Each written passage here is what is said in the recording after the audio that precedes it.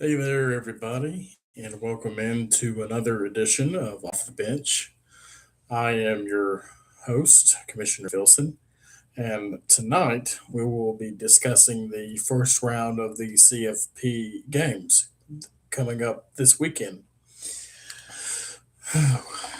We will get into what each matchup is, what it could mean for future playoff implications, possibly, but my first game that I would like to go over is the Bama and Oklahoma game.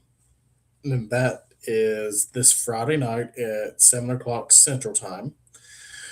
And before I get into the game, I just want to say that the media really loves hackling head coaches for, other head coaching vacancies. With that being said, DeBoer isn't going anywhere. He loves it down in Tuscaloosa. So I just want to get my 2 cents in from that because a lot of people from the media think that he can just jump ship right away. That is not the case. He said himself that he loves being in, Tuscaloosa, and he can't wait to see what he has, with his team going forward, for next season and beyond. So let's put that to bed. Let's put it to rest. So in Bama's last 4 games, Ty Simpson had a completion of 58.3%. Oklahoma limited, Bama to an average of 75 rushing yards and forced 3 turnovers in each of their last 2 meetings. So honestly, I see this going more the way that it has been, more defense, less offense. And I mean, will Oklahoma keep up that defensive front that they've been doing all year? I don't know. It's really hard to beat another team twice in the same year, and I really don't think that Bama is going to let Oklahoma um, go 3-0 against them. So yeah, that's what I believe. Um, so and really, which quarterback is more efficient? To me, I think right now John Mateer is more efficient than Ty Simpson, simply because of offensive line play. Bama's O line hasn't been playing up to par at all the past month, but I think that they finally figure it out and they stump Oklahoma once and for all. So give me the Tide in a close one though. 24 Bama, Oklahoma 17. And honestly, that could be the best, game of the first round, other than this next game I'm about to tell y'all about. Miami versus Texas A&M. Now, this should be the most entertaining game of the first round. Marcel Reed took just 10 sacks all season. So will Miami's pass rush, force the A&M's quarterback Marcel Reed, into costly mistakes? We'll see. Reed did have 10 interceptions this season, though, and Carson Beck had 10 touchdowns and 1 interception to Miami's last 4 games. Will Texas A&M's defense disrupt that? I think that they can, especially since they're playing at home at Kyle Field. So, I mean, Miami does have a solid offensive line, though. I can't argue with that. But can it be enough for them to pull this upset off? I don't think so. Miami really has been um, inconsistent all season long. Clearly, and the whole ACC as a whole, I've said this multiple times, they are so weak. It's unbearable to watch. So, but the Aggies are 12-1 at home as a favorite under about Mike Elko. But they're also 4-9 against the spread in in that situation. I mean, this could be a walk-off field goal moment, either way for Miami or Texas A&M. But I have it in a real close one with A&M 24, Miami 21.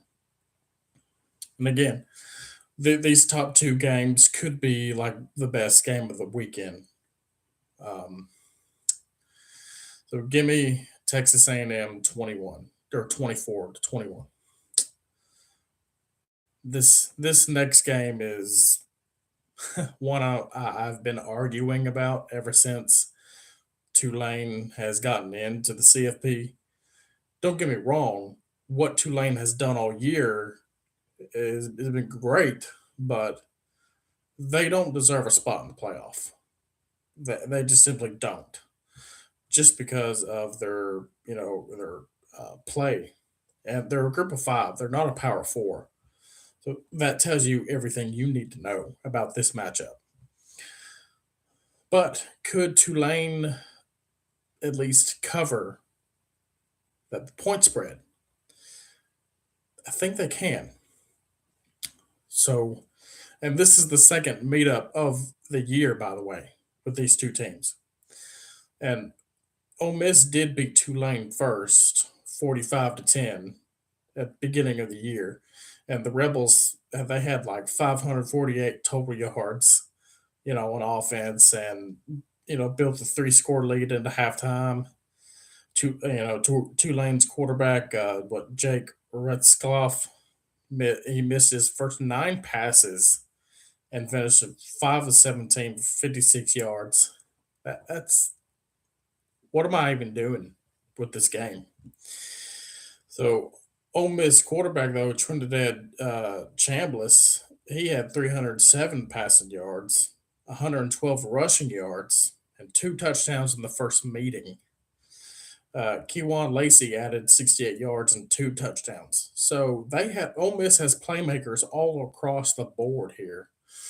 But how are they going to play without Kiffin? Kiffin is not on the sidelines, obviously. Kiffin, he went to LSU and he let his offensive staff stay at Ole Miss during the CFP run. So we will see how that plays out. Um, you know, One thing I will say, if Tulane cannot slow down, that tandem, then this will be another blowout. And of course, again, Kiffin will not be on the sidelines. Pete Golding is the new head coach, which he used to be Bama's former DC, and I'm just glad that he's he's not with Bama because I didn't like him from the get go. Could he be a good head coach going forward? Maybe so, but we'll see. Um, so Tulane, they are 3-3 against the spread, and as an underdog under Summerall, this game can be a little bit tighter, like I said earlier, and Tulane will sneak in a late cover. Watch. So the pick here is Ole Miss 34, Tulane 19. I think Tulane can give them a fight, but also Pat Summerall, he's leaving Tulane to go to Florida, I believe. So, right, come on. Now then, this next one is just like what I explained with Ole Miss, Tulane. James Madison at Oregon. Oregon is a 21.5 point favorite. So James Madison coach Bob Chesney he's 21-5 in the last two seasons, and he will take the job at UCLA after this CFP run, obviously. And the Dukes had a +1 turnover ratio this season, and this is a game where turnovers can't happen. James Madison also has a relentless rushing attack that piled up 300 plus yards 5 times this year. Their quarterback Alonzo Barrett the third and Wayne Knight lead that attack. So that's their side, but I don't see their side doing much. So Oregon has only allowed 3.2 yards per carry this season, and their linebacker Bryce Botchner, TM Tutu, and Mario Alongaway are at the heart of that defense. Usually, when you think of Oregon, you think of high-powered offense. Their defense is not that great. They're a bit slow at times, but you can honestly say that this year is a bit different. So I think Dan Lanning has those guys playing right, right when they need to be, and so Oregon's quarterback Dante Moore, he had 15 touchdowns and 3 INTs and 170.4 passer rating at home this year. Probably the best passer rating for any quarterback, um, Power Four school, if I had to, guess. But the Ducks were 5-2 against the spread this year as a home favorite, and they have only allowed 14 and a half points per game since losing to Indiana. Yeah, the Indiana one was a hiccup early in the year, but I think they found their stride ever since then. So the pick is Oregon 45, James Madison 10. And so those are my takes for the CFP games, round one. And I see I have a few chat mentions in here, so let's go through them real quick. At the Dr. Farmer Phil, he's intimidated. Michigan will buy him out. He's talking about DeBoer leaving Bama for Michigan. I mean, they can send whatever offer that they want to DeBoer, but I truly think that he's happy enough to where he stays at Tuscaloosa. But I will give you this scenario: what if DeBoer leaves for Michigan? And look, we all know that Kiffin wants the prime job, and that is Bama. It's always been Bama for him. So what if Kiffin leaves LSU for Bama?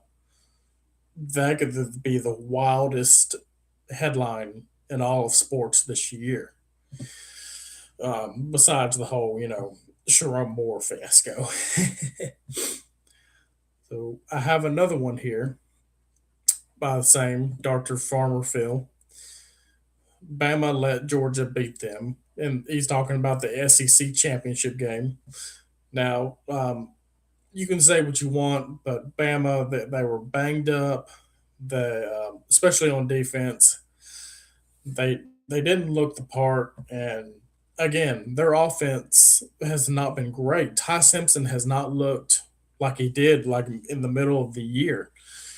His like in-game decisions have not been the best, and that is poorly because of his offensive line, like I mentioned earlier.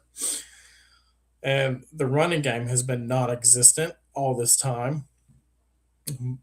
I will say, except for Auburn, when the last in the Iron Bowl, Jam Miller actually looked the best he's ever looked all season long. Um, it just so happens that he got injured during that game. Now, would he be a big factor against Georgia in the SEC championship game? No, probably not. They played like dog shit. Plain and simple.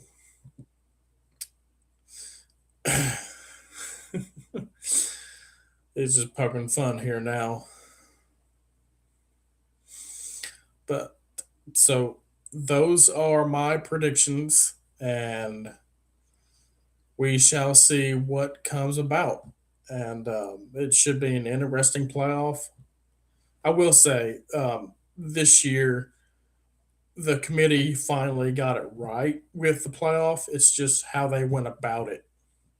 That to me, the playoff rankings shouldn't even happen until the final rankings released. That week. Um, it is just the piss poor effort by the whole committee. And yet, the committee is biased. That's a given fact.